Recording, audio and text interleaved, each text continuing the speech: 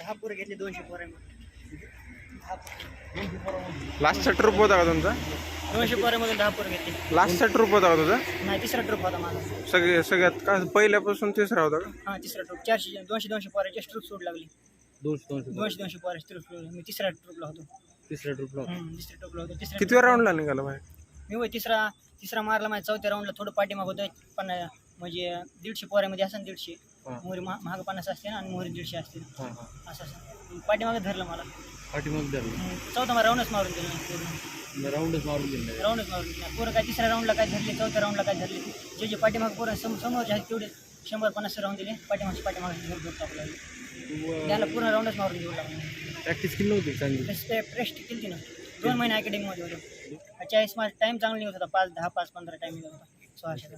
काहीतरी स्टार्टिंगला पण रेडी पोरं हे पण होऊन दिलं नाही. तर स्टार्टिंगला पोरं अशी बसली बरं का. बसल्यानंतर बसले का नाही रेडी गो म्हणले. पोराला हे तयार बी होऊन दिलं नाही. काय नाही, लगेच रेडी गो म्हणले. पोरं समोरच्या मागच्याला मागच. तू माग आला होता त्यासाठी टेक्निक माग आला. 4-5 रँकमध्ये 5-6 पोरं अशी रँक केल्या. तुमच्या भरतीमध्ये पळायचं कसं, टेक्निक कसं, रनिंग पोझिशन कसं, सगळं position black cap Jadhav commander म्हणून रणजित जाधव यांच्या यूट्यूबला चॅनल आहे बघ.